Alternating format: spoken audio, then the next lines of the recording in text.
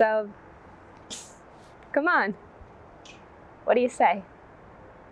Will you have me? Because I swear if I had you, I'd have everything. And I mean, I don't have the money for a ring, but I've got the guts to do this on stage, so come on. What do you say? My name is Clare McCallan. I am a spoken word artist from Brooklyn. I communicate truth, beauty, and goodness through poetry to everyone, but my heart is especially for the young people. And this is what I love to do.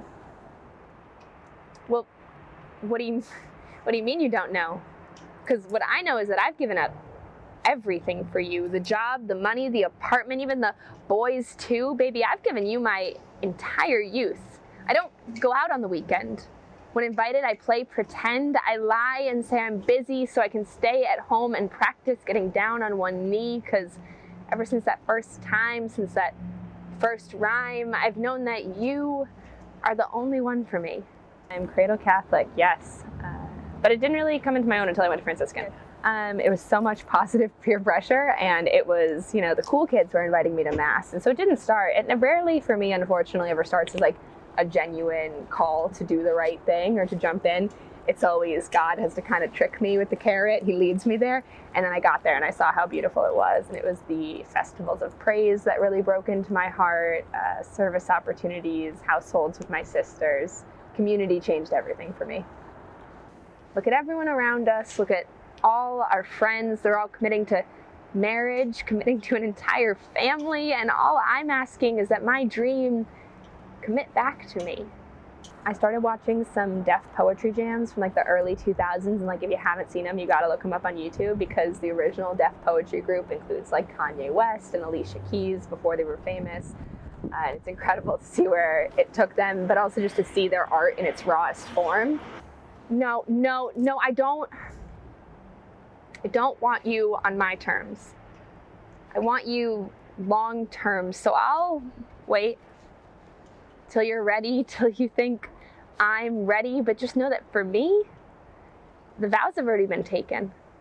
All of their dreams have already been forsaken, and every night with folded hands shaking, I pray the truth I do.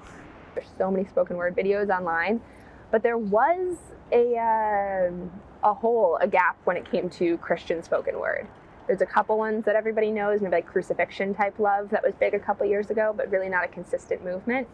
And I just fell in love with it. I started performing in New York, and it just became my passion. I do take you to have and to hold when I'm young and when I'm old, for better or for worse, even when monogamy to a dream feels like a sacramental curse for richer, but mostly for poorer. From the walk down the aisle to the closing of my coffin door, I do. Somebody told me this the other day.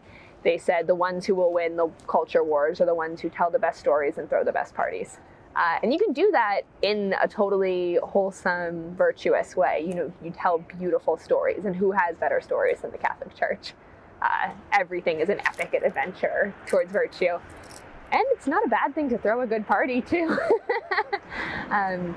Yeah, that's what I want in any, and you can do that in any art form. It doesn't have to be spoken word poetry. It could be the theater, it could be music, it could be even visual art. Like, telling a great story will captivate the youth.